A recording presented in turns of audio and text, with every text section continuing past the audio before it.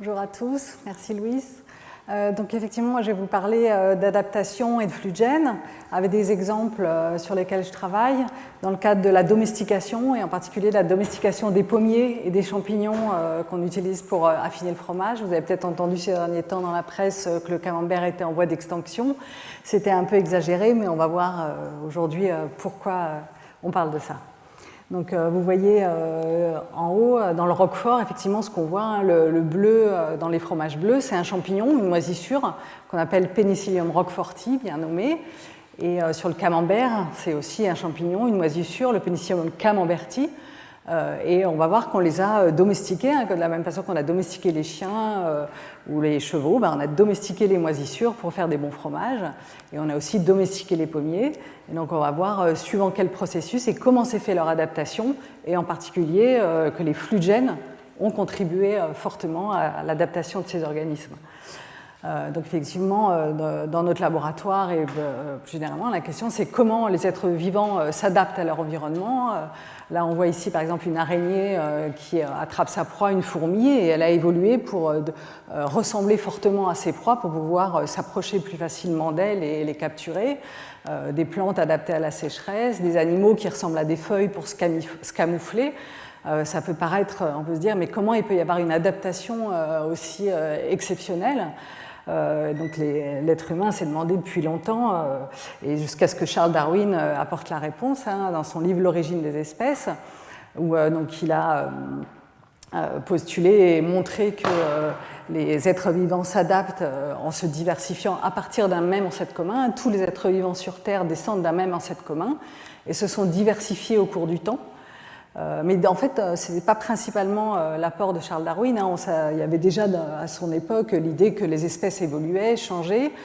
Son principal apport, c'était le mécanisme que l'évolution se produit par sélection naturelle. Comme Louis a expliqué, c'est vraiment important de comprendre le principe d'évolution par sélection naturelle. Comme Louise vous a dit, il ne peut pas y avoir d'évolution, d'adaptation s'il n'y a pas de diversité génétique au départ. Parce que c'est le principe même de la sélection, c'est qu'il y a de la diversité au départ, de la diversité génétique et phénotypique. Les individus sont différents. Donc là, ils vont être plus petits, plus bleus, plus clairs. Et le fait qu'ils sont différents, donc il y a des individus, ici les individus plus gros et plus bleus, survivent mieux pendant leur vie et font plus d'enfants. Et donc s'ils survivent mieux et ils font plus d'enfants qui leur ressemblent, de génération en génération, il va y avoir de plus en plus d'individus gros et de plus en plus d'individus plus bleus, nécessairement, c'est par conséquence. Et c'est vraiment ça la sélection naturelle, c'est un tri parmi la variation qui existe. Donc s'il n'y a pas de variation, il ne peut pas y avoir de sélection, il ne peut pas y avoir d'adaptation. C'est vraiment le carburant de l'évolution, la diversité. Une autre façon de représenter ça, et c'est comme Louise vous a montré, le cas fameux des girafes. Comme je vous ai dit, à l'époque de Darwin, il y avait déjà l'idée d'évolution, mais par exemple, Lamarck disait que l'évolution se faisait par hérédité des caractères acquis. Donc l'idée, c'était que si le coût des girafes augmente, c'est parce que pour se nourrir et arriver à atteindre ces plus hautes branches, elles étirent leur cou et qu'elles passent à leurs descendants le cou plus long qu'elles ont acquis pendant leur vie à force de s'étirer. Et donc le cou s'allonge. Et la vision de Darwin est complètement différente, c'est que dès le départ, il y a de la variation, des girafes au cou plus ou moins long, et celles qui ont des coups plus longs mangent plus et donc survivent mieux. Il y a des morts, il y en a qui ne se reproduisent pas, et c'est vraiment ça qui fait l'évolution, c'est le fait qu'il y a de la variation, certaines survivent mieux et passent à leurs descendants leur caractère. Et donc ça ne fonctionne que si au départ, il y a de la diversité. Une autre façon encore de le représenter, et comme Louis vous a déjà dit, il faut qu'il y ait plusieurs caractéristiques pour que la sélection naturelle fonctionne. Il faut qu'il y ait de la variation au départ, de l'héritabilité, c'est-à-dire ici il faudrait qu'il y ait des coccinelles grises et d'autres rouges. Les grises font des enfants gris, les rouges font des enfants rouges. Il y a une différence de survie ou de nombre d'enfants. Ici, les rouges sont moins mangées parce qu'elles sont toxiques, elles sont reconnues parce qu'elles sont rouges. Et donc, les grises sont plus mangées, donc elles survivent mieux. Et donc, de génération en génération, il y a plus de rouges. Et donc, toute la question, c'est, comment dire, la variation est essentielle. Et donc, comment elle se produit, cette variation dans les populations ? Donc, il peut y avoir de la mutation.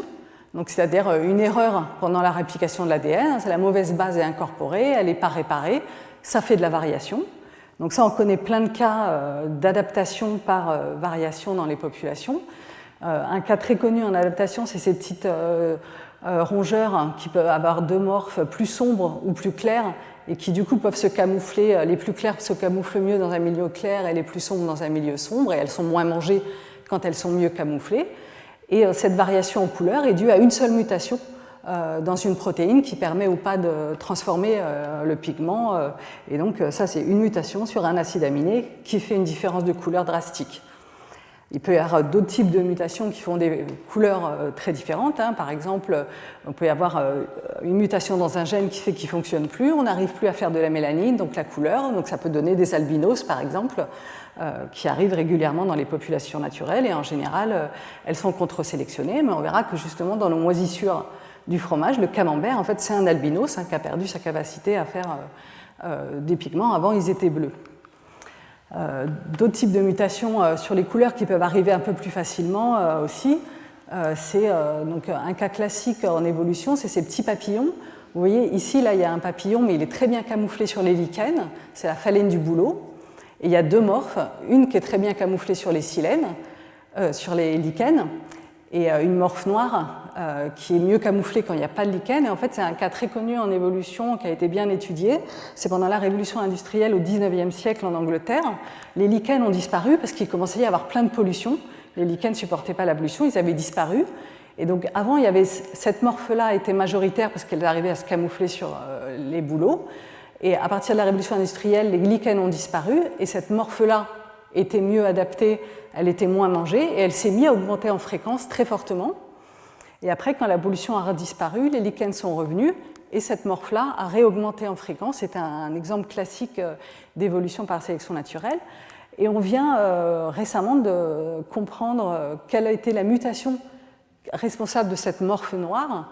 Et en fait, c'est un gène sauteur. Dans les génomes, il y a des petits fragments qui sont capables de se multiplier, qui servent à peu près à rien, sauf à s'auto-multiplier. C'est un peu comme des parasites ultimes de notre génome qui se multiplient dans les génomes.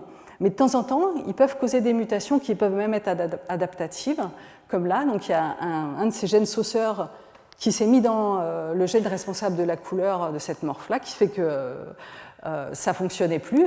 Et là, pour le coup, ça a donné un phénotype adaptatif. Alors, le problème de ces mutations, c'est que c'est très rare. Par exemple, les taux de changement d'un acide aminé d'une paire de bases, c'est tous les 100 millions d'enfants. Donc, c'est très lent pour arriver à avoir de la variation et avoir la bonne mutation. Alors, les gènes sauteurs, c'est un peu plus fréquent, ça se multiplie dans les génomes, mais quand même, on peut attendre très longtemps d'avoir la bonne mutation qui permette la bonne adaptation. Et par contre, la migration, c'est très rapide. Si on reprend nos coccinelles, on a une population de coccinelles rouges, une population de coccinelles grises. On peut dire chacune adaptée à son environnement, comme les morphes noires ou blanches, suivant si les troncs sont noirs ou blancs.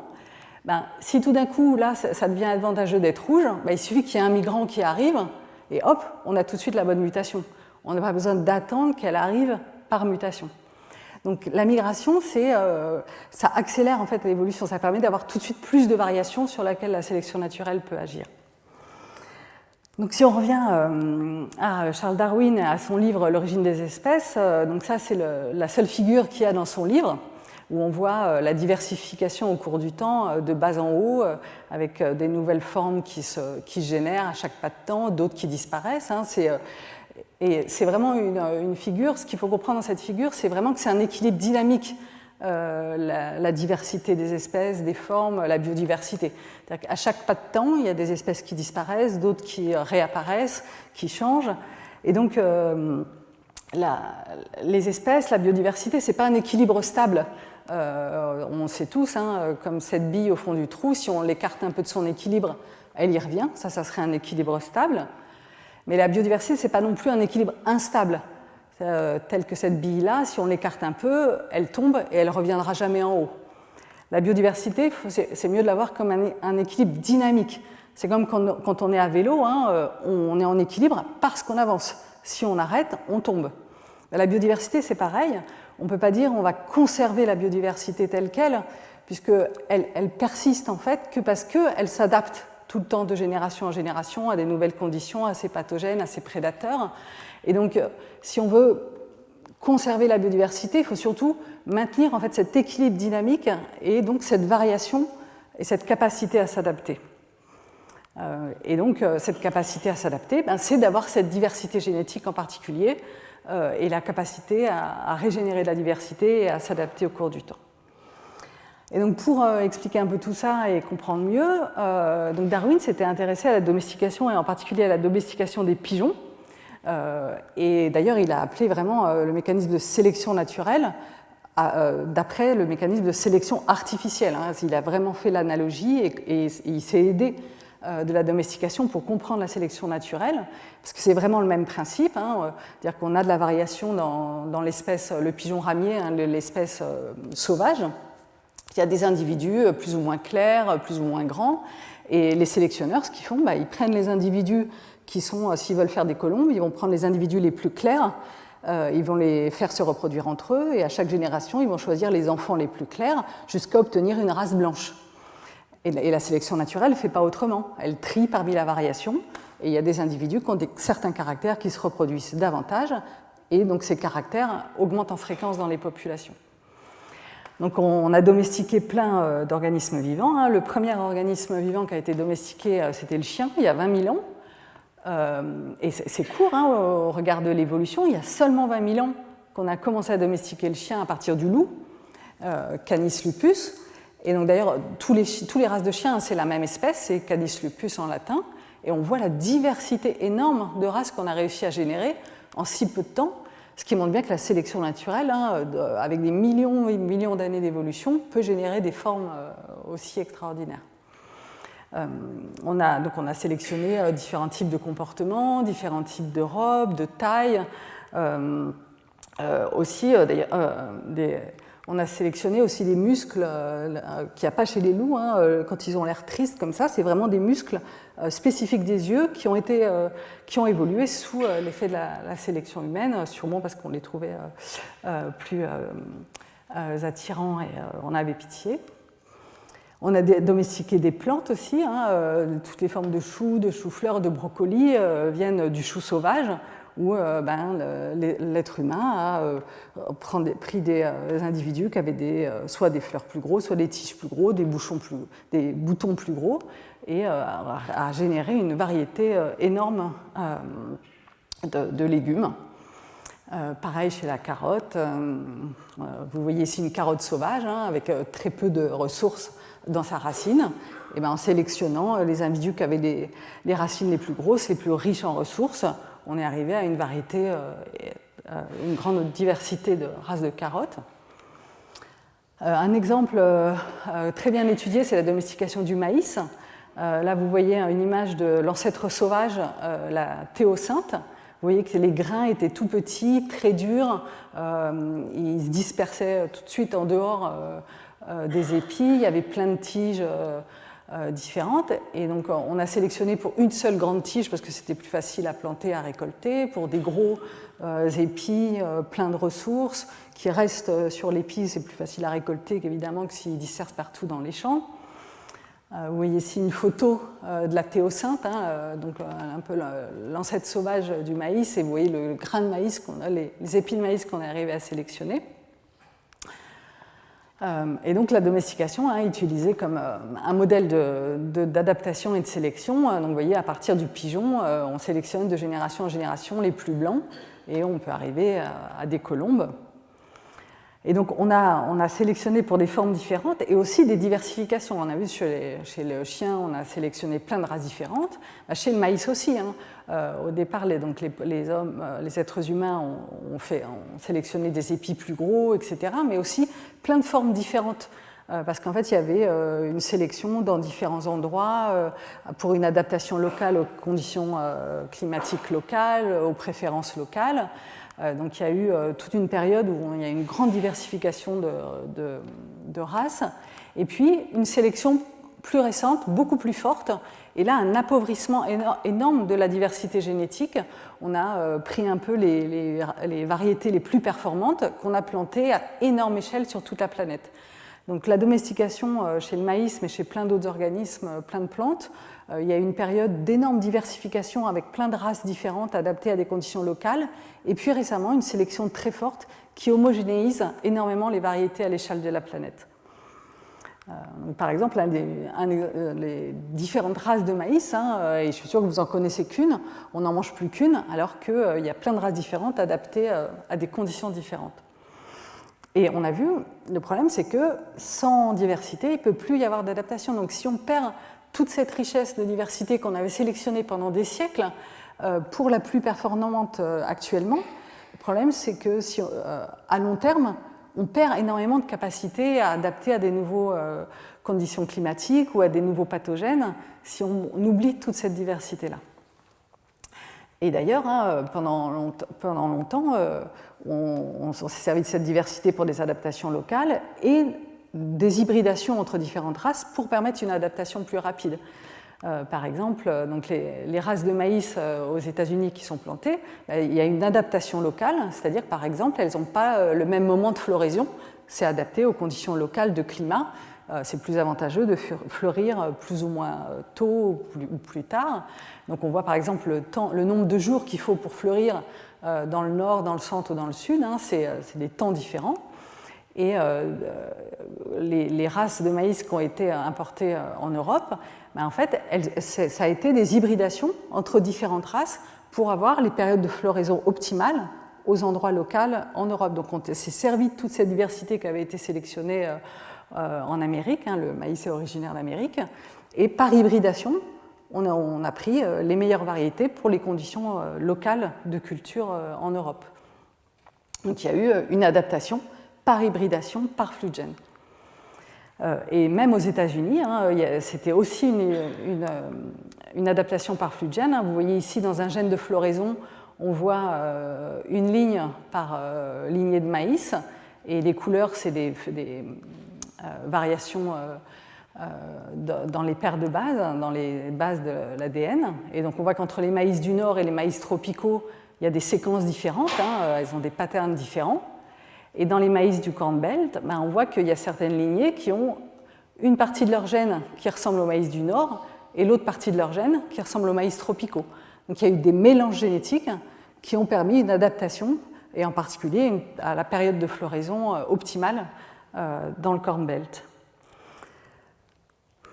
De la même façon, il y a eu des flugènes pour une adaptation aux hautes altitudes, donc pousser en haute altitude pour des plantes, ça demande des adaptations spécifiques parce qu'il y a beaucoup de vent qui assèchent les plantes, donc il faut se protéger contre plus d'UV, plus de sécheresse, plus de vent, plus froid. Et donc on voit ici, donc je vais présenter pas mal de ces types de graphes-là. Donc vous avez chaque ligne verticale, c'est un individu. Ici, vous avez plusieurs individus de maïs, et tout ça, c'est des théocyntes, des individus de théocyntes. Et la couleur représente le groupe génétique auquel ils ont été assignés. Donc, on a maintenant des logiciels assez puissants qui nous permettent, à partir on génotype, on séquence les génomes de plein de maïs et de plein de théocyntes, et on dit, fais-moi deux groupes génétiques qui me séparent, par exemple, les théocyntes et les maïs. Donc là, tous les individus en jaune, ils ont un génotype maïs, un fond génétique maïs, et tous les individus en mauve, là, ils ressemblent plus à de la théocynte. Et donc, ce qu'on voit ici, c'est que on a des individus là qui sont principalement maïs, mais qui ont un peu de gène de théocynte. Ils sont principalement jaunes, mais ils ont aussi un peu de mauve. Et là, c'est des théocyntes qui sont principalement avec du génotype théocynte, mais on voit qu'ils ont un peu de gène maïs. Et donc, on voit que ça, c'est des traces de mélange génétique, d'hybridation. Et donc, effectivement, les maïs qu'on a plantés en haute altitude au Mexique, ils se sont adaptés par des flugènes depuis la théocynte, qui, elle, était déjà adaptée par des millions de générations de survie dans ces hauts plateaux au Mexique. Et donc, dans ces cultures, il y a eu une adaptation par flugène depuis la théocynte à un post-domestication qui permet donc, comme on a vu, une adaptation plus rapide. Et on voit ici la quantité d'introgression, c'est-à-dire la quantité de gènes qu'ils ont récupéré de la théocynthe en fonction de l'altitude où le maïs a été planté. On voit qu'il y a une belle corrélation. Plus il est planté haut le maïs, plus il a incorporé de gènes de théocynthe qui lui permettent de mieux pousser dans ces conditions-là. Et on peut regarder aussi sur des phénotypes, les poils sur les feuilles par exemple qui permettent de résister à la sécheresse en haute latitude, ça limite l'évaporation.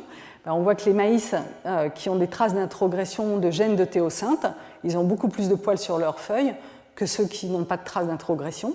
Donc ces flux de gènes depuis la théocynthe ont permis une adaptation à l'altitude, en particulier d'avoir plus de poils sur les feuilles. Les maïs qui ont plus de gènes de théocynthe, ils ont aussi plus pigmenté, ce qui permet de résister aussi aux UV qui sont plus forts en haute altitude.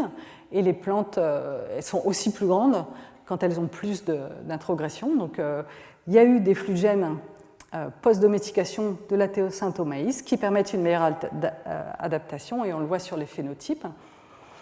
Et inversement, il y a eu aussi des flux de gènes du maïs vers la théocynthe sauvage qui lui a permis une adaptation. Donc la théocynthe, elle était originaire d'Amérique centrale et les êtres humains l'ont domestiquée là-bas. Mais en fait, elle est aussi envahissante en Europe maintenant, avec tous les transports de marchandises, de terres. Il y a beaucoup d'espèces exotiques qui se retrouvent dans des nouveaux continents. Et la théocynthe s'est retrouvée en Europe où en fait elle est un peu problématique dans les champs. C'est un peu une mauvaise herbe qui gêne la culture du maïs. Et donc là, pareil, vous avez une ligne verticale par individu. Là, vous avez les maïs en bleu. Et là, vous avez différentes sous-espèces de théocynthe. Et là, vous avez les théocynthes européennes qui sont envahissantes dans les champs. Et vous voyez qu'elles elles ont un peu de bleu comme le maïs et moins de jaune typique des théocynthes mexicana. Et donc, il y a eu des flux de gènes du maïs vers la théocynthe et qui sont liés à des allèles de précocité de floraison et de résistance aux herbicides. Donc, inversement, il y a eu des flux de gènes du maïs vers les théocynthes sauvages et qui ont permis une adaptation rapide aux conditions locales climatiques et de résistance aux herbicides qui sont répandus dans les champs. Et donc, on voit l'importance de l'hybridation et des flux de gènes pour une adaptation rapide. Et donc ça, toute cette étude des plantes domestiquées et cultivées a été un peu fondée par Nikolai Vavilov. Donc c'était un Russe qui a étudié un peu les plantes cultivées. Il a beaucoup voyagé dans le monde et découvert les centres de domestication des plantes, qui étaient des centres de diversité, là où il y avait le plus de diversité des plantes sauvages. Et il insistait vraiment sur, dans le processus de domestication, justement, l'importance des échanges génétiques pour pouvoir continuer à améliorer, à faire de l'amélioration variétale.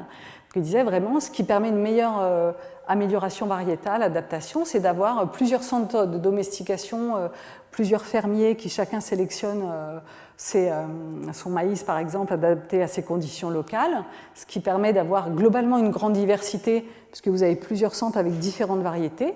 Et puis, de temps en temps, des échanges génétiques qui permettent que s'il y a eu un nouvel allèle très avantageux qui apparaît quelque part, il puisse se disperser par migration et qu'on n'ait pas à attendre une nouvelle mutation pour récupérer ce caractère avantageux. Alors, la domestication n'a pas apporté que des caractères avantageux aux organismes domestiqués. Souvent, il y a ce qu'on appelle la dégénérescence, à la fois due à des goulets d'étranglement, comme vous a expliqué Louis. Si on part des plantes sauvages qui ont énormément de diversité et qu'on sélectionne quelques individus qui ont des caractères avantageux, globalement, il y aura moins de diversité dans les plantes domestiquées que dans les plantes sauvages. Et par hasard, des fois, on peut aussi amener des caractères qui sont désavantageux, ou on va vraiment sélectionner pour des caractères qui sont désavantageux dans la nature. Par exemple, ici, vous voyez la banane sauvage qui a des grosses graines dont on ne voulait pas pour manger, donc on a sélectionné des grosses bananes, plein de fruits, mais du coup pas beaucoup de graines, et donc elles sont plus capables de se reproduire dans la nature. Mais aussi vraiment des caractères désavantageux. Par exemple, les bulldogs, on a sélectionné une grosse tête, une tête toute plate, ils sont même plus capables des fois de respirer correctement, et ils sont plus capables de se reproduire tout seuls. On est obligé de les inséminer pour les faire se reproduire. Donc le fait d'avoir sélectionné très fort, on a perdu beaucoup de diversité, et des fois, par autostop un peu, on a pris des mutations qui étaient désavantageuses. Et donc, il y a de la dégénérescence due à la domestication. Et des fois, on a, en domestiquant, en prenant une petite partie de la diversité génétique qui existait au départ, on a oublié certains allèles importants, comme par exemple les gènes de résistance aux maladies. Chez les pommes, vous avez des champignons qui les attaquent. Ici, la tablure du pommier, due à un champignon. C'est pour ça qu'on répand énormément de fongicides sur les pommiers. C'est les cultures où il y a le plus de fongicides et de pesticides, parce que les pommes attaquées sont moins vendables. Il y a plein de gènes de résistance qui existent dans les populations sauvages, qu'on n'a pas récupérés dans les populations domestiquées. Et des fois, on croise les populations domestiquées avec les populations sauvages pour essayer de récupérer ces gènes de résistance. Donc encore une fois, une adaptation plus rapide par flux de gènes et par hybridation. Donc, je vais vous parler des travaux plus spécifiquement qu'on a fait dans notre laboratoire sur les pommiers et les champignons du fromage. Donc, je vais vous parler d'abord des pommiers, et puis du Pénicillium roqueforti, la moisissure bleue qu'on trouve dans le roquefort, et le Pénicillium camemberti, la moisissure blanche qu'on trouve sur les bries et les camemberts. Donc, sur la domestication du pommier, alors les pommiers, vous connaissez tous le pommier cultivé qu'on appelle Malus domestica. Alors il y a plein de pommiers sauvages. Alors il y a eu pendant longtemps des débats sur combien d'espèces sauvages il y a chez les pommiers. Alors il y a plusieurs espèces avec des noms latins qui avaient été décrites. Le Malus sylvestris en Europe, le Malus orientalis au Moyen-Orient, le Malus siversi en Asie et Malus baccata encore plus à l'est. Et alors le Malus siversi fait des assez grosses pommes qui peuvent, le pommier asiatique, qui peuvent même ressembler vraiment à des pommes qu'on peut acheter de maïs cultivé. Et il fait des énormes forêts qui sont vraiment que des pommiers. C'est pas comme le pommier sauvage européen où on trouve un pommier par-ci par-là en forêt. Le pommier asiatique, c'est des forêts entières que de pommiers avec des énormes fruits. Et donc c'est Vavilov qui avait été étudié un des premiers ces forêts de pommiers. Et donc pendant un moment, on pensait qu'en fait il n'y avait pas vraiment eu de domestication du pommier, que c'était juste, on avait récupéré le pommier sauvage asiatique qui faisait déjà des grosses pommes et qu'on l'avait amené en Europe du temps des Romains. D'ailleurs, les premières études qui avaient été faites avec quelques gènes séquencés trouvaient effectivement que le pommier asiatique et le pommier cultivé étaient assez mélangés, qu'on n'arrivait pas bien à les distinguer. Alors pourquoi ils avaient déjà des grosses pommes, les pommiers asiatiques? C'est parce qu'ils étaient mangés par des gros mammifères qui avaient sélectionné pour des gros fruits qui étaient plus attractifs et qui permettaient aux pommiers de disperser leurs graines. Et donc l'idée c'était que le pommier asiatique avait été ramené par les routes de la soie, par les Romains en Europe et juste planté comme ça. Et donc on a essayé de quand même voir un peu plus en détail s'il n'y avait pas pu y avoir des hybridations le long de la route de la soie et en particulier avec le pommier sauvage européen. Donc à l'époque on n'avait pas séquencé les génomes complets, on avait étudié avec des marqueurs microsatellites. Donc c'est des répétitions comme ça dans les génomes avec un grand nombre de fois le même motif très court. Et du coup, c'est assez variable parce que des fois, pendant la réplication de l'ADN, il y a des erreurs et ça enlève une répétition. Donc, c'est des zones du génome qui sont très variables. On voit ici des allèles différents. Et surtout, ils sont neutres. Parce que quand on veut reconstruire l'histoire des populations, et pas seulement l'histoire de l'adaptation, c'est important d'avoir des marqueurs neutres, pas soumis à sélection. Par exemple, si on voulait reconstruire l'histoire des populations humaines à travers la planète en regardant la couleur de la peau, on se tromperait, parce que la couleur de la peau est sous forte sélection. Vous voyez ici la couleur de la peau en fonction de la latitude. Il y a une sélection pour des couleurs plus sombres quand il y a plus d'UV et des couleurs plus claires quand il y a moins d'UV, pour se protéger avec la mélanine contre les UV aux basses latitudes et au contraire, quand il n'y a pas assez de lumière, on ne synthétise pas assez de vitamine D et du coup, il y a une sélection pour des peaux plus claires. Alors que si on regarde avec des marqueurs neutres, on voit bien que l'histoire est complètement différente. On est sorti d'Afrique et on a colonisé les globes, ce qu'on ne peut pas retracer l'histoire de ces populations si on regarde des marqueurs sélectionnés. Donc pour comprendre l'histoire des populations, la migration des populations, on regarde des marqueurs neutres. Donc on a fait de la même façon, je vous ai montré tout à l'heure pour les maïs, hein, avec les marqueurs génétiques, on a fait des groupes génétiques de ces différents pommiers. Encore une fois, vous avez une ligne verticale par individu et une couleur par groupe génétique. Et donc on voit qu'on avait très joliment un groupe génétique par espèce latine, donc on était assez content. Il y avait bien le Malus orientalis existe bien et est bien différencié du Malus sieversi, du Malus sylvestris. On a bien nos différentes espèces de pommiers sauvages. Et le pommier domestique, le pommier domestique en vert est bien génétiquement différencié, et y compris différencié de Malus sieversi. Donc ce n'est pas comme si on avait juste ramené le pommier asiatique en Europe. Le pommier cultivé est bien différencié du pommier asiatique. Donc on a bien eu une domestication et une différenciation des populations. Et alors quand on regarde un peu plus précisément par paire d'espèces, donc à chaque fois là vous avez le pommier cultivé en vert et une espèce de pommier sauvage en rouge et différentes espèces de pommiers sauvages. Donc si on regarde, si on compare le pommier cultivé avec le pommier du Caucase, le pommier cultivé en Europe et le pommier du Caucase, on voit deux groupes très différenciés. Pareil si on regarde en Asie ou en Sibérie. Et par contre, si on regarde en Europe, on voit que dans le pommier cultivé, on voit plein de traces de rouge qui correspondent au pommier sauvage européen. Et donc on voit qu'on a eu plein de flux de gènes, plein d'hybridations, et on a importé plein de gènes dans le pommier cultivé qui venaient du pommier sauvage européen. Donc l'histoire n'était pas si simple.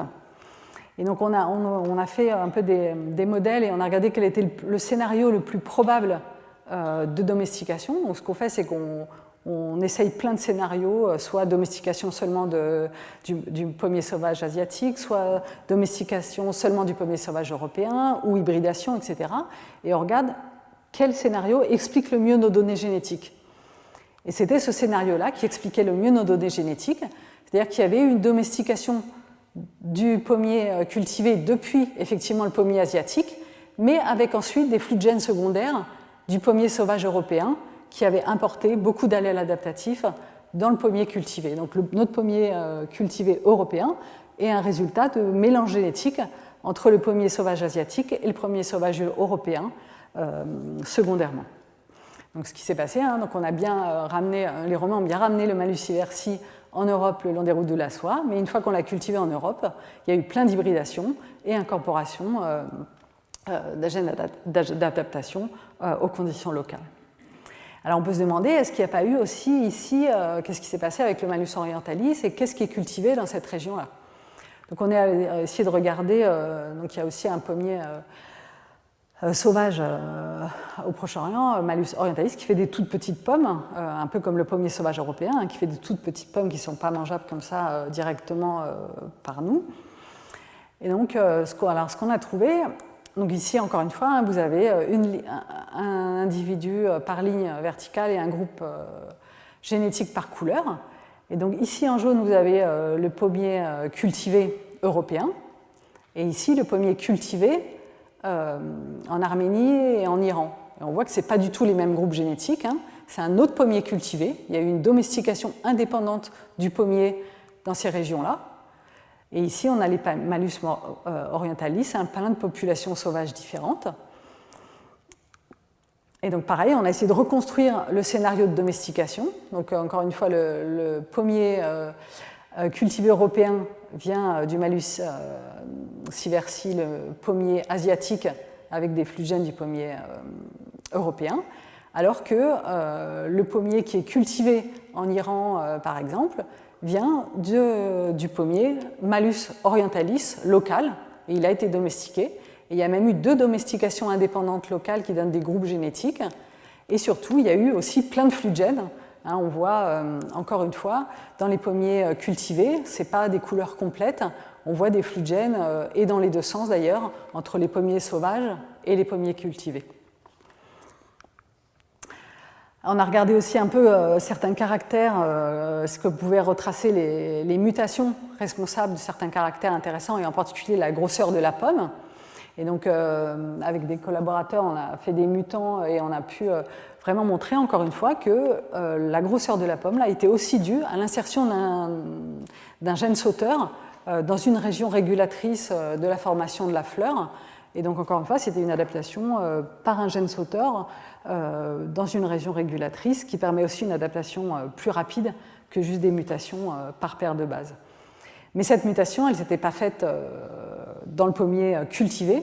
Elle était déjà présente dans le pommier sauvage asiatique, comme on a vu, et qui a déjà des grosses pommes. Et de la même façon, certaines couleurs, là pour le coup liées à la domestication, comme la couleur rouge, étaient aussi dues à l'insertion d'un de ces gènes sauteurs dans une région régulatrice d'un gène responsable pour la couleur. Alors après, on a regardé, donc on a vu qu'il y avait eu beaucoup de flux de gènes des pommiers sauvages vers les pommiers cultivés et qui ont permis une adaptation. Et on a regardé inversement s'il y avait eu des flux de gènes des pommiers cultivés vers les pommiers sauvages européens dans nos forêts. Et on a trouvé beaucoup de flux de gènes. Encore une fois, ici, vous avez une barre verticale par individu. En jaune, le groupe génétique qui correspond aux pommiers sauvages européens. Et en noir, ici, le pommier cultivé. Et donc, on voit qu'il y a un peu de jaune dans le noir, mais il y a aussi beaucoup de noir dans le jaune. Donc, il y a aussi beaucoup de flux de gènes du pommier cultivé vers le pommier sauvage, et dans toute la France et dans toutes les forêts. Mais on a pu, et aussi dans les graines qui sont vendues, donc on a aussi analysé des graines qui étaient vendues comme étant du pommier vraiment sauvage par des semenciers, et en fait c'était toutes au moins des hybrides, voire carrément des pommiers cultivés. Il n'y avait aucune graine qui était vendue qui était que des pommiers sauvages purs, à part les graines vendues par l'ONF directement, qui étaient vraiment du pommier sauvage mais qui avaient une base génétique très réduite. Donc, il y a beaucoup de flux de gènes du pommier cultivé vers le pommier domestique, et donc on peut imaginer que ça met un peu en danger l'espèce sauvage, parce qu'il perd de son intégrité génétique, il incorpore beaucoup des caractères du pommier cultivé. Et on a pu essayer de corréler à ça des facteurs anthropiques, et on a pu voir effectivement qu'il y avait d'autant plus de flux de gènes dans les forêts du pommier cultivé vers le pommier sauvage, qui avait proche des grandes surfaces de pommiers cultivés, ce qui est assez logique, mais encore faut-il la démontrer. Donc, plus il y avait des hectares de vergers à proximité, plus il y avait de l'introgression des flux de gènes dans les forêts des pommiers cultivés vers les pommiers sauvages, et donc ce qui menace l'intégrité génétique des pommiers sauvages. On a regardé si cette introgression avait un effet effectivement sur, par exemple, le temps de germination des pommiers.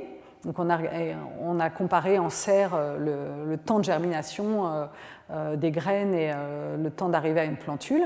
Et on voit que le pommier sauvage mettait beaucoup plus de temps à croître, il y avait une croissance plus rapide, et les hybrides étaient intermédiaires entre les deux. Donc ça leur donnait un avantage, ils poussaient plus vite.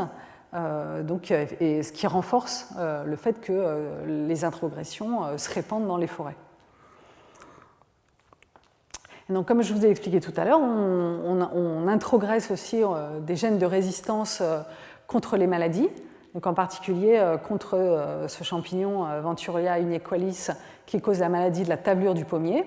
On avait fait des croisements et on avait incorporé un gène de résistance de ce pommier ornemental dans le pommier cultivé, et qui a très bien marché. Pendant des années, il n'y avait plus de tablure du pommier, d'ailleurs qui avait exceptionnellement bien marché, parce que souvent les pathogènes évoluent très vite et ils contournent très vite les résistances.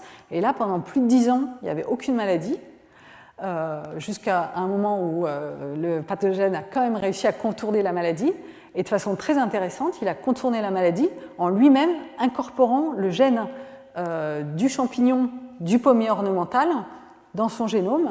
Donc là, ce pommier ornemental avait un gène de résistance, et son propre champignon avait le gène qui lui permet de contourner la résistance. On a introgressé ici le gène de résistance, et le champignon il a fait pareil, il a incorporé par croisement le gène de virulence du champignon du pommier ornemental, qui lui a permis d'infecter à nouveau le pommier cultivé. Et on a fait ça plein de fois. On a introgressé plein de gènes de résistance dans les pommiers. À chaque fois, le pathogène a trouvé la solution. Il a évolué un nouveau gène de virulence. Il est devenu de plus en plus agressif. Et ça pose problème sur les populations de pommiers sauvages, puisqu'ils récupèrent aussi ces champignons hyper agressifs du pommier cultivé. Donc ce qu'on a fait, c'est qu'on a essayé d'inoculer expérimentalement les champignons soit des pommiers sauvages, soit des pommiers cultivés, sur les pommiers sauvages ou sur les pommiers cultivés. Donc en haut, vous avez le pommier cultivé et en bas, vous avez le pommier sauvage asiatique. Et ici, vous avez les populations de champignons qu'on trouve sur la population sauvage, qu'on trouve sur les pommiers cultivés ou des hybrides. Et donc on voit que sur le pommier cultivé, il n'y a que son propre champignon qui est capable de l'infecter. Le champignon sauvage n'est pas capable d'infecter le pommier cultivé, ce qui est normal, hein, on a mis plein de gènes de résistance. Par contre, sur le pommier sauvage, les souches agricoles, elles sont bien capables d'infecter les pommiers sauvages et elles sont beaucoup plus agressives que son propre champignon. Donc on a en quelque sorte pestifié les champignons. À force de mettre plein de gènes de résistance dans le pommier, il est devenu de plus en plus virulent, de plus en plus agressif, y compris sur les pommiers sauvages. Donc les populations de pommiers sauvages, hein, elles sont menacées par la déforestation, par des flux de gènes depuis le pommier cultivé et par des pathogènes pestifiés, eux-mêmes par des flux de gènes entre pathogènes. Donc ces flux de gènes ont un côté bénéfique qui permet une adaptation plus rapide, mais y compris une pestification et des flux de gènes indésirables parfois. Donc, pour conclure sur la domestication du pommier, c'est une domestication par hybridation, par contribution entre plusieurs espèces sauvages, mais qui a mené aussi à des pathogènes pestifiés, aussi hybrides et plus agressifs. Maintenant, je vais vous parler des champignons du fromage. Et on va voir qu'il y a aussi une domestication, et par aussi des flux qui ont aussi été facilités par les flux de gènes. Alors les champignons, un petit rappel, c'est un groupe frère des animaux, c'est pas du tout des plantes, c'est beaucoup plus proche des animaux que des plantes. Vous avez ici un peu l'arbre de la vie avec deux domaines de bactéries, les bactéries et les archébactéries. Ici vous avez les eucaryotes, ici vous avez les plantes, ici vous avez les animaux. Et ici, les champignons, les animaux et les champignons forment le groupe des opisthocondtes. Donc, contrairement à le fait qu'ils ne puissent pas bouger, ils sont beaucoup plus proches des animaux et ils partagent certains caractères en commun d'ailleurs. Et donc, il y a beaucoup de champignons qui ont été domestiqués. Alors, les champignons peuvent pousser sous deux types de morphes, soit levures unicellulaires, soit des filaments qui donnent des moisissures. Donc on a domestiqué beaucoup de levures pour fermenter le vin, la bière, mais aussi des moisissures qui permettent de fermenter, d'affiner les saucissons, les fromages et plein d'autres produits à travers le monde. Et on utilise aussi les champignons et on les a aussi améliorés génétiquement pour produire certaines molécules qui nous intéressent, y compris les antibiotiques. Donc le premier antibiotique qui a été découvert, c'est la pénicilline, qui a été isolé d'un champignon Penicillium. Donc, c'est un peu par hasard, Alexander Fleming il a observé dans sa boîte de pétri, donc lui il étudiait le staphylocoque, une bactérie, et il a vu qu'autour d'un champignon contaminant, ces bactéries elles n'arrivaient pas à pousser. Et donc au lieu de jeter sa boîte, il s'est demandé pourquoi, et parce que le champignon produit une toxine, la pénicilline, pour exclure ses compétiteurs dans la nature. Il produit vraiment un poison pour tuer les bactéries autour. Et donc, il a isolé cette toxine et on s'en est servi pour guérir des maladies. Et puis après, on a découvert comme ça plein d'autres antibiotiques. Donc, on peut reconstruire un peu l'histoire de la domestication, par exemple, de la levure Saccharomyces cerevisiae, une des levures les plus utilisées pour la fermentation de plein de produits. Et on voit qu'il y a, pareil, des groupes génétiques différents entre les différents usages. Là, on a un groupe pour le pain, un groupe pour les fromages, un groupe pour le vin, pour le rhum. Alors, on a mis très longtemps à découvrir où vivait Saccharomyces cerevisiae dans la nature. Souvent, pendant longtemps, on la connaissait qu'en laboratoire. Et assez récemment, on l'a découvert dans la sève des arbres, en fait, et principalement des chênes. Et donc là, vous avez deux populations sauvages différentes. Et donc, il y a eu plein de flux de gènes qui ont permis aussi une meilleure adaptation plus rapide de la levure Saccharomyces cerevisiae. Un exemple, c'est elle a récupéré un gène d'une autre levure qui lui permet, donc les levures qui fermentent le vin Saccharomyces cerevisiae ont récupéré des gènes par transfert horizontaux, pas par reproduction sexuée, ils ont récupéré directement le gène et qui permet une meilleure utilisation de l'azote et de la fermentation. On crée aussi nous-mêmes des hybrides pour certains types de fermentation. Par exemple, pour ce qu'on appelle la fermentation à froid, les lager beer, on a généré des hybrides entre deux espèces de levures et qui permettent une meilleure fermentation au froid. On voit ici les deux types de génomes qui sont mélangés et qui permettent donc une adaptation. Un exemple très récent d'un laboratoire de Nice, c'est des traces d'introgression. Donc là, vous avez le génome de Saccharomyces cerevisiae, et là, la quantité d'introgression depuis une autre levure, Saccharomyces paradoxus, dans différents types de levures. Et donc, par exemple, quand on fait de l'extraction de l'huile d'olive, il y a un résidu dans lequel il y a des levures qui dégradent certains produits, et il y a une forte introgression de Paradoxus dans cerevisiae et qui lui permettent de résister, qui est vraiment adaptatif, qui lui permet une résistance contre plusieurs produits toxiques. On voit ici une autre introgression dans les levures utilisées pour de la tequila, pareil, une adaptation par introgression, par flux de gènes. Donc voilà, je vais vous parler maintenant de nos travaux sur les pénicilliums du fromage. Donc, ce qui est très intéressant, c'est qu'on a des lignées très éloignées. Donc là, vous avez plein d'espèces de pénicillium, un peu la généalogie des pénicilliums. On a plein de pénicilliums qui décomposent les fruits, qui sont sur les fruits pourris. On a ici le pénicillium qui fait la pénicilline. Et là, on a le pénicillium camemberti d'un camembert, et là, le pénicillium roqueforti. Et on voit qu'ils sont très éloignés dans la phylogénie. Leur divergence date de 30 millions d'années, donc c'est comme aussi lointain que nous du singe araignée. Et pourtant, ils ont tous les deux été domestiqués pour faire du fromage. Donc c'est deux cas indépendants de domestication et d'adaptation au même milieu. Donc c'est vraiment intéressant de voir est-ce qu'ils se sont adaptés de la même façon pour faire du bon fromage. Et donc si on regarde le pénicillium roqueforti, qui fait ses spores bleues là, dans le fromage, on peut se demander qu'est-ce qui a été sélectionné. Alors, comment est-ce qu'on s'est mis à mettre une moisissure dans le fromage? Donc probablement au départ c'était un peu involontaire, et puis on s'est aperçu que ça permettait de conserver le lait, ça permet de le transformer et qu'il soit plus conservable que juste du lait qui tourne très vite, et en plus ça donnait un peu du bon goût et des bons arômes. Et donc petit à petit les gens se sont mis à cultiver le champignon pour après l'inoculer, ensemencer le lait. Et donc ce qu'ils faisaient, c'est qu'ils faisaient cuire du pain de seigle en le brûlant à l'extérieur pour pas qu'il y ait d'autres contaminants qui viennent, et ils inoculaient à l'intérieur leur pénicillium roqueforti qui faisait moisir le pain, et après ils prenaient le pain moisi et le remettaient dans le lait pour refaire du fromage. Ils avaient la poudre comme ça de pain moisi. Alors maintenant on les cultive sur boîte de pétri en façon très stérile, et on achète des solutions de sport pour ensemencer le lait pour éviter tout d'accidents alimentaires, des listeria, etc. Mais donc pendant longtemps il y a eu une sélection vraiment où les gens reprenaient les spores qui avaient fait le meilleur fromage, ils les remettaient dans leur pain et réinoculaient le lait, etc. Donc une vraie sélection. Donc on peut se demander quels caractères ont été sélectionnés. Est-ce qu'on a sélectionné pour faire des fromages plus bleus, avec un meilleur arôme, un meilleur goût, qui métabolisaient plus vite le sucre et les lipides? Est-ce qu'on a sélectionné pour ou contre des toxines? Donc je vous ai dit, les pénicilliums font plein de toxines. Est-ce qu'on a plutôt évité qu'ils en fassent? Ou au contraire, est-ce que les toxines, on les a sélectionnées pour éviter d'avoir des contaminants sur nos fromages? Est-ce qu'on a sélectionné pour une tolérance au sel, parce que pour éviter ces contaminants, justement, on sale beaucoup les fromages. Donc on a essayé d'étudier tous ces caractères. Donc on a comparé d'abord les génomes de pénicillium camemberti, roqueforti et de plein d'autres pénicilliums.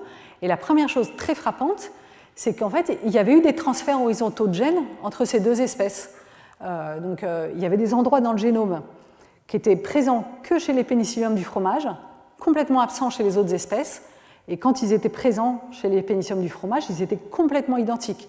Alors que je vous ai dit que ça fait 30 millions d'années qu'ils sont séparés, et là, sur 250 gènes côte à côte, 100% identiques.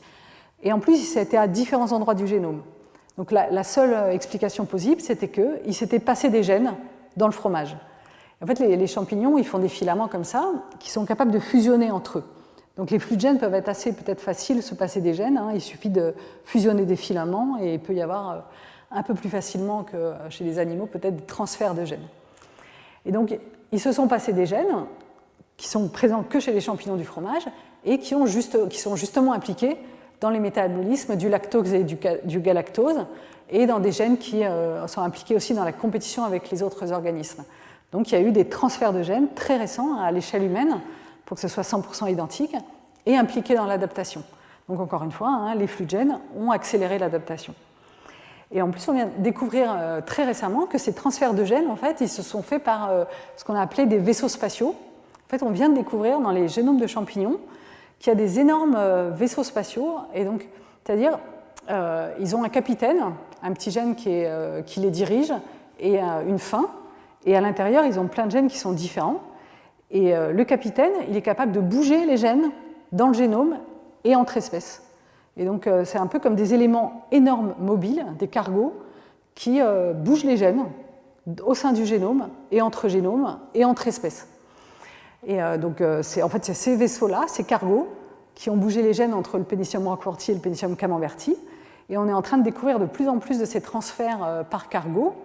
Par exemple, entre pathogènes du blé, pareil, il y a eu ces gènes cargos qui ont transporté des toxines entre deux champignons très éloignés pathogènes du blé, qui ont permis à un pathogène de mieux infecter une certaine variété de blé.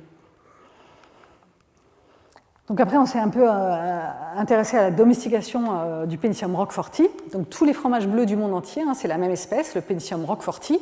Et donc on a voulu voir est-ce que c'était des variétés différentes, des adaptations différentes. Et en plus, donc on trouve le Pénicillium roqueforti pas seulement dans les fromages, mais aussi en contaminants alimentaires, le pain moisi, des yaourts moisis, de l'ensilage moisi aussi, et des fois du bois d'ouvrage moisi, c'est du Pénicillium roqueforti. Donc on a voulu savoir si ces populations-là, est-ce que c'était des populations férales échappées des fromages à l'extérieur, ou au contraire, est-ce que ça c'était un peu la population sauvage ancestrale dont on avait domestiqué les souches du fromage? Donc on a séquencé des génomes pour voir ça, et en fait on a vu que c'était ni l'un ni l'autre de cas. On a 4 groupes génétiques, 2 populations du fromage, une population de contaminants alimentaires et une population de contaminants d'ensilage. Et c'est ni l'un ni l'autre qu'a donné l'autre, c'est des populations adaptées à différents milieux. Et il n'y a qu'une population qui a ces cargos, ces transferts horizontaux. C'est une lignée clonale en fait, qu'on trouve dans tous les fromages bleus du monde entier, sauf à Roquefort. Donc il y a 2 populations de Pénicillium roqueforti, une qu'on trouve à Roquefort, qui a un peu de diversité génétique, et une population qui n'a aucune diversité génétique, qui a ces cargos, ces gènes transférés horizontalement, et c'est un individu qu'on trouve dans tous les fromages bleus du monde entier, autre que Roquefort AOP. Et donc en fait, c'est comme s'il y avait eu une super souche hyper performante grâce à ces transferts horizontaux de gènes qui s'est répandue sur toute la planète à toute vitesse parce qu'elle était hyper performante. Et il n'y a qu'à Roquefort où l'AOP est obligée d'utiliser des souches locales et où on a gardé un peu de diversité et des souches qui n'ont pas ces cargos. Et donc les 2 populations d'ensilage et de contaminants alimentaires, c'est ni des populations férales échappées, ni la population ancestrale, c'est des populations qui sont adaptées à ces ressources alimentaires énormes en grande quantité. Donc l'histoire de la domestication, il y a eu 2 domestications indépendantes pour faire des fromages, une qu'on retrouve encore à Roquefort avec un peu de diversité, même s'il y a eu quand même un goulet d'étranglement, et une qui a eu ces transferts horizontaux par cargo et avec un seul individu qui persiste. Et on a ces 2 populations qui se sont séparées plus récemment avec plus de diversité et un peu de flux de gènes entre contaminants alimentaires et contaminants d'ensilage.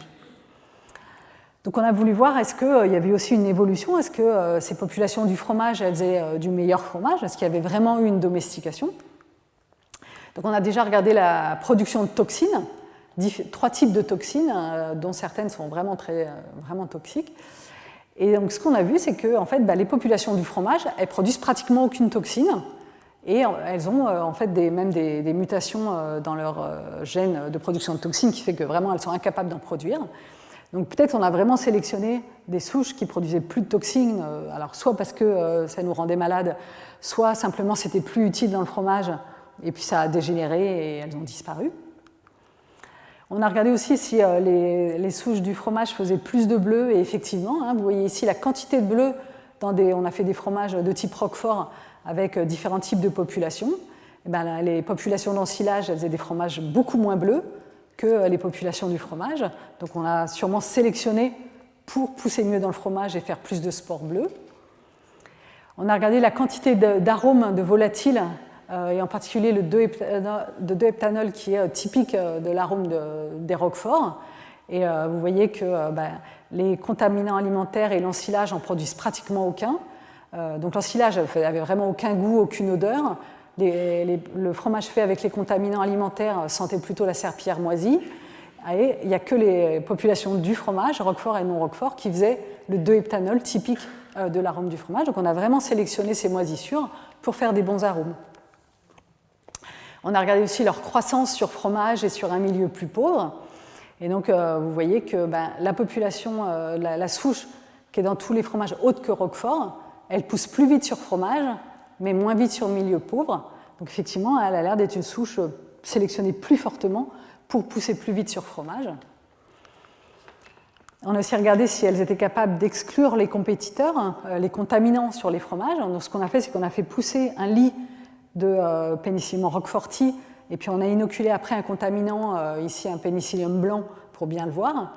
Et on voit que sur un lit roquefort, il arrive assez bien à pousser, alors que sur un lit de la souche non roquefort hyper performante, il arrive beaucoup moins à pousser. Donc on a l'air effectivement de l'avoir sélectionné pour exclure des compétiteurs. Et par contre, donc la population roquefort, elle poussait beaucoup plus, elle faisait beaucoup plus de spores sur le pain que les autres populations. Donc là, c'est un peu comme si on avait à Roquefort conservé un peu la première population domestiquée qu'on avait cultivée longtemps sur du pain et donc quelque part qu'on avait sélectionné pour bien pousser sur du pain. Donc pour résumer l'histoire de la domestication, avec ces deux populations indépendantes de champignons du fromage, et on a vraiment, donc je ne vous ai pas tout montré, mais on a sélectionné pour faire des fromages plus bleus, plus tolérants au sel, qui produisent moins de toxines, qui excluent mieux des compétiteurs et qui poussent plus vite sur fromage et qui font des arômes plus agréables. Et pour le coup, la population Roquefort fait plus d'arômes plus diversifiés que la souche utilisée pour les autres fromages. Mais ils ont aussi dégénéré, à force de sélectionner, donc on a multiplié cette moisissure sur du pain de façon végétative pendant très longtemps. Il ne fait plus de reproduction sexuée. Donc ici, on a réussi à induire quand même la reproduction sexuée sur boîte de pétri. On a mis ici des souches différentes à la frontière. Ils ont produit les structures sexuées, ils ont fait des méioses et produit des descendants.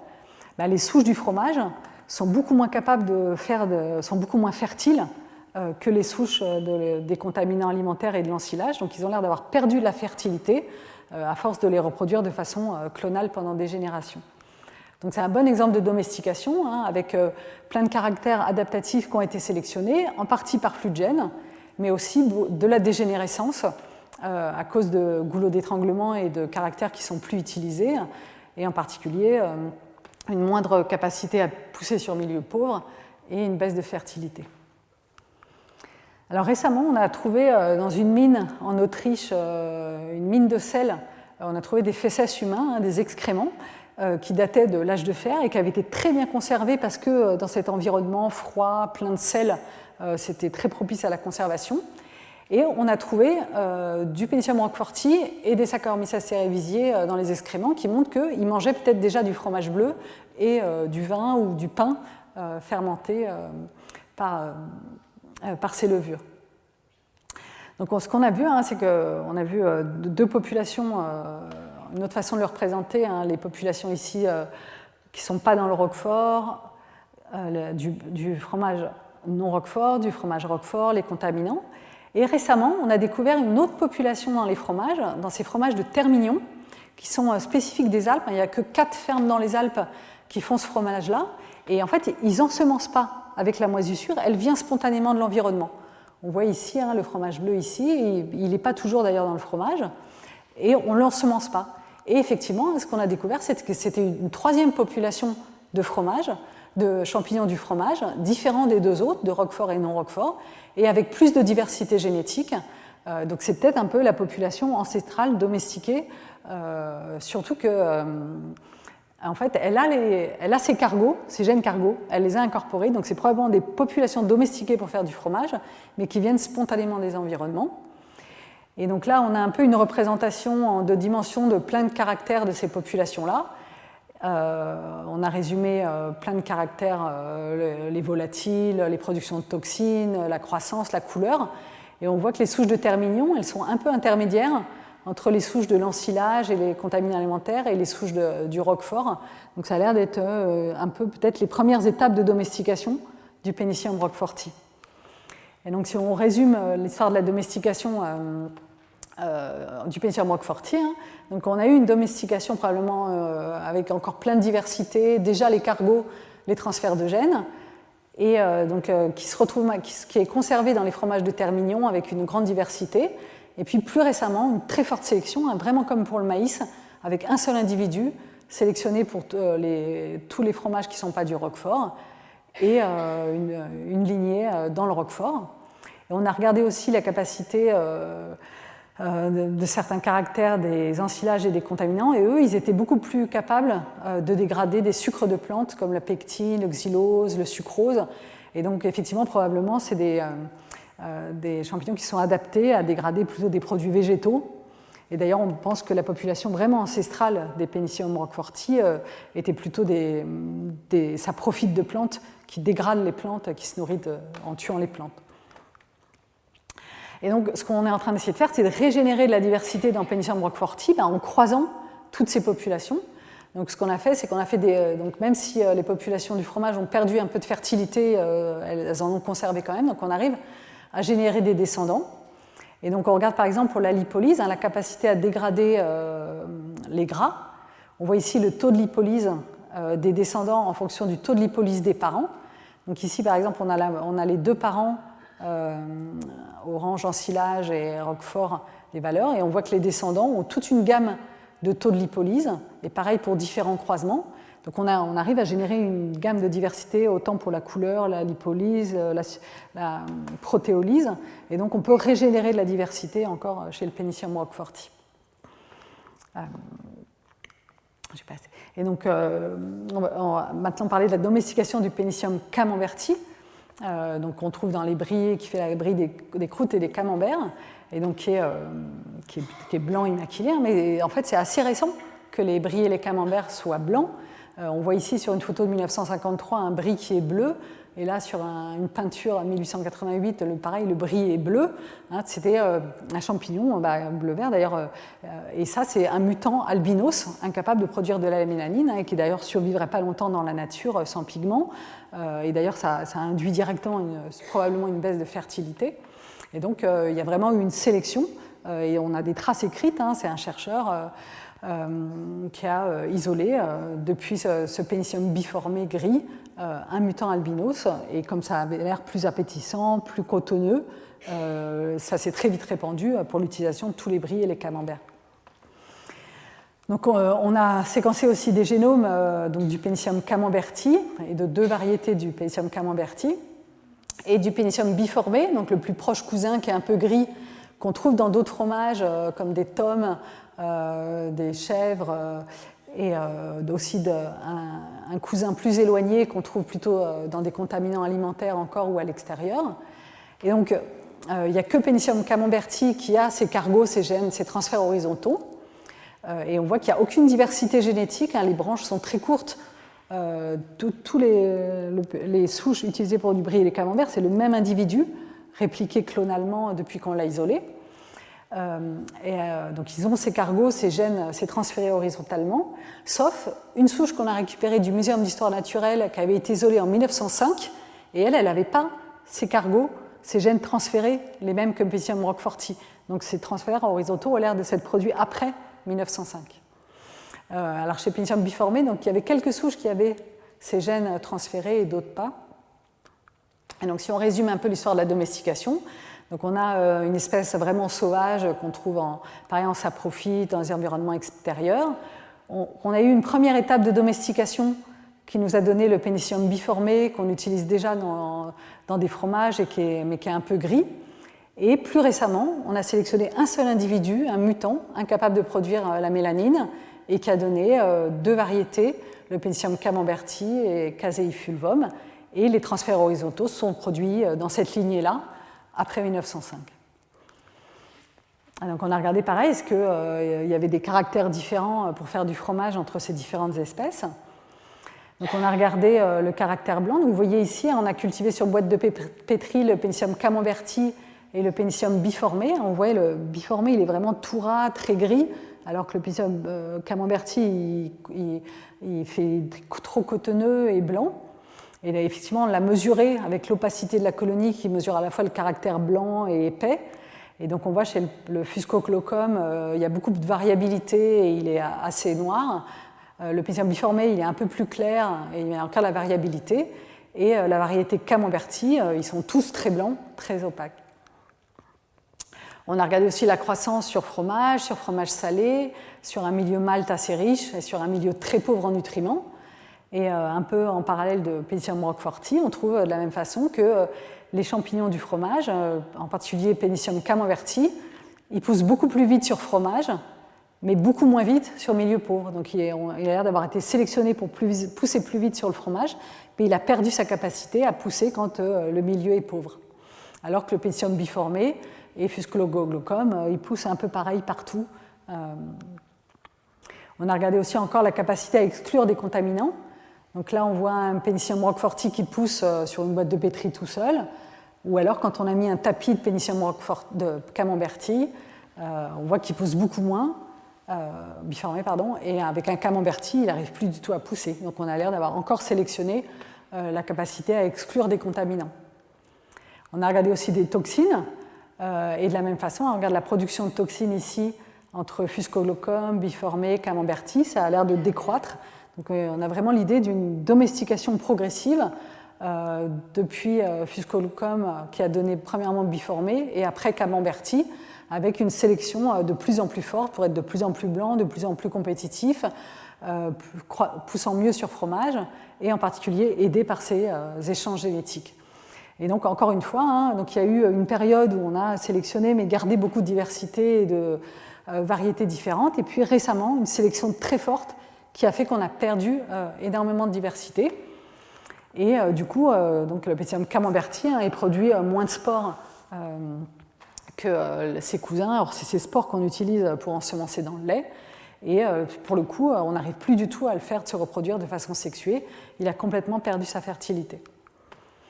Donc encore une fois, l'histoire de la domestication. Donc il a perdu Donc on a sélectionné progressivement une domestication en plusieurs étapes et avec plusieurs caractères adaptatifs et d'autres de dégénérescence, comme une baisse de fertilité. Et alors la perte de toxines, ça peut être soit on l'a directement sélectionné, soit il l'a perdu parce que c'était plus utile dans le fromage. Et alors en fait, pour faire des camemberts, on n'utilise pas que Pénicillium roqueforti, camemberti, on utilise aussi Geotrichum candidum, un autre champignon qui est très éloigné. Vous avez ici des arbres des champignons avec différents champignons qu'on utilise dans différents fromages. Ici, il y a la levure Saccharomyces. Et donc on voit que le Geotrichum, il est très proche de la levure Saccharomyces, très loin du Pénicillium camemberti. C'est même pas un pénicillium, il est encore plus loin. Et pourtant, il a exactement le même phénotype, le même aspect que le Pénicillium camemberti. Donc on a l'air d'avoir sélectionné indépendamment, dans deux lignées très éloignées, des champignons qui font des moisissures, qui font des filaments blancs et très cotonneux. Et donc, pour finir, on a aussi étudié des pénicilliums qui fermentent les saucissons. Et encore une fois, donc on a deux espèces très éloignées, le Pénicillium nalgiovense et le Pénicillium salami, qu'on utilise, donc qui pareil, permet de fermenter, de conserver le saucisson, de le protéger en faisant une croûte. Et donc eux, ils sont encore plus éloignés que les deux pénicilliums camemberti et roqueforti. Et ils ont divergé il y a à peu près 73 millions d'années, donc comme nous de la souris. Et donc, pareil, c'est des cas d'adaptation convergente au même milieu. Donc on s'est demandé est-ce qu'on avait sélectionné de la même façon. Et donc, encore une fois, donc on voit la généalogie ici du Pénicillium salami et du Pénicillium nalgiovense. Et donc, on voit ici, il n'y a pratiquement aucune diversité génétique. C'est un râteau. Tous les individus sont pratiquement pareils.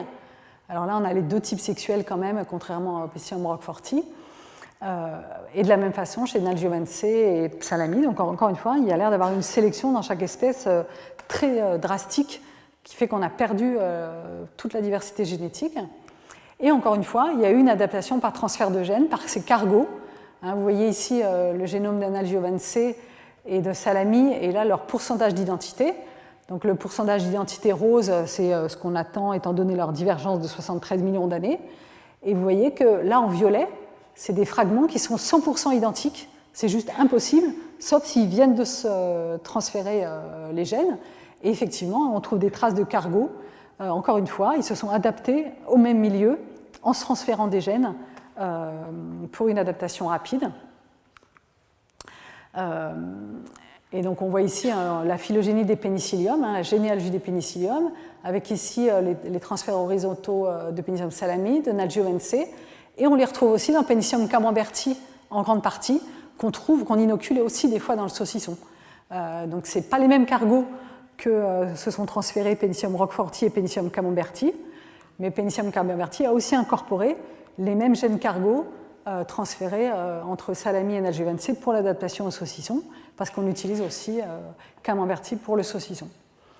Et de la même façon que le Pénicillium camemberti, on a sélectionné pour les souches du saucisson, sont plus claires chez toutes les espèces que les souches qu'on trouve dans d'autres environnements et que d'autres espèces. Donc encore une fois, on a sélectionné pour des souches plus claires parce que c'était plus appétissant. On a sélectionné aussi sur la lipolyse et la protélyse. Là, vous avez l'espèce Nalgiovense et Salami, et vous avez en rouge les souches du saucisson, et en bleu les souches qu'on trouve dans d'autres environnements, et en vert d'autres espèces. Et on voit que systématiquement, pour tous les caractères et dans toutes les espèces, les souches du saucisson sont en dessous. Elles dégradent les lipides et les protéines moins vite que les souches d'autres environnements et de leurs cousins, probablement pour ne pas dégrader trop vite les saucissons, que ça reste quand même un peu ferme.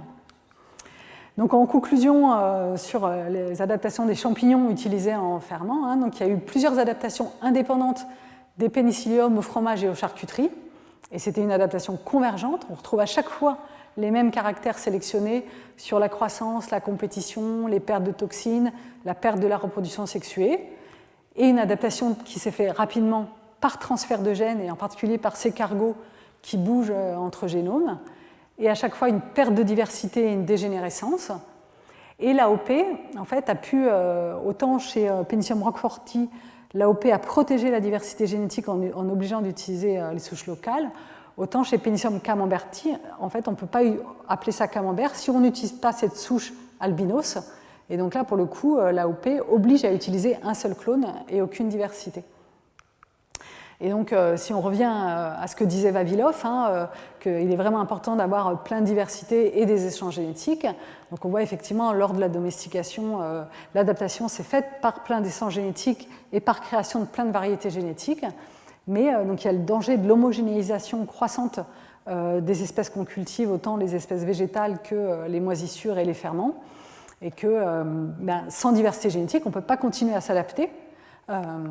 Et donc là, encore une fois, la biodiversité, la vie, c'est un équilibre dynamique et qu'il faut conserver cet aspect dynamique du vivant, cette diversité génétique et ces échanges génétiques. Et donc, si vous avez intérêt, il y a un livre qui vient de sortir et qui en parle de la biodiversité en général et des champignons du fromage en particulier. Et je peux vous passer un petit film de 2 minutes qui résume un peu nos études sur les champignons du fromage et la baisse de diversité. La sélection artificielle a joué un rôle fondamental dans le développement des civilisations humaines en fournissant une grande abondance de nourriture. Sous l'effet de la sélection humaine, les plantes cultivées ont connu des changements radicaux au fil de l'évolution, par exemple le maïs, dont les grains sont plus gros et contiennent plus de nutriments. Les moisissures jouent un rôle crucial dans la production de certains de nos aliments préférés. Les fromages bleus, par exemple, sont fabriqués à partir de la moisissure Pénicillium roqueforti. Des populations de cette moisissure bleue ont été identifiées qui sont spécifiques des fromages et qui se sont révélées génétiquement différenciées des moisissures isolées à partir d'aliments moisis ou d'ensilage pourri. Ces populations fromagères produisent de meilleurs fromages bleus avec des arômes plus attrayants. Cela montre qu'elles ont été domestiquées. 2 populations différentes ont été identifiées dans les fromages. L'une de ces populations se trouve dans les fromages d'appellation d'origine protégée, le Roquefort AOP. Cette population a conservé un peu de diversité génétique. l'autre population est présente dans tous les autres types de fromages du monde. Elle est plus adaptée au mode de production moderne. Elle est en fait constituée d'un seul individu, récemment sélectionné pour ses caractéristiques bénéfiques pour la fabrication du fromage. Cependant, cela signifie que toute la diversité génétique, sélectionnée depuis des siècles par les producteurs de fromage, risque d'être perdue à jamais. Et cette unique lignée ne peut plus s'adapter car elle n'a plus aucune diversité. De fait, cette lignée a déjà perdu une grande partie de sa fertilité. Nous avons néanmoins pu croiser les deux populations du fromage et ainsi produit des centaines de descendants, ce qui a permis de générer une certaine diversité génétique et phénotypique. Nous avons récemment découvert une troisième population fromagère de Penicillium roqueforti. Cette population a conservé une certaine diversité génétique. Elle se trouve dans les fromages bleus de Termignon, qui sont naturellement colonisés par la moisissure bleue à partir de l'environnement dans les Alpes françaises. La perte de diversité et la dégénérescence, due à une trop forte sélection, sont encore plus extrêmes pour la moisissure blanche Penicillium camemberti, utilisée pour la fabrication des camemberts et des brie. Cette moisissure a également été domestiquée. Elle a en effet évolué une nouvelle couleur et un nouvel aspect, devenant blanche et dufteuse. Elle a cependant encore moins de diversité. En effet, un unique individu albinos a été sélectionné et propagé clonalement, entraînant une dégénérescence. Il ne produit plus assez de spores pour inoculer dans le fromage et a complètement perdu sa fertilité. L'étude des moisissures dans les fromages a démontré l'importance de prendre en compte les conséquences à long terme de la domestication et de la préservation de la diversité génétique dans notre système de production alimentaire.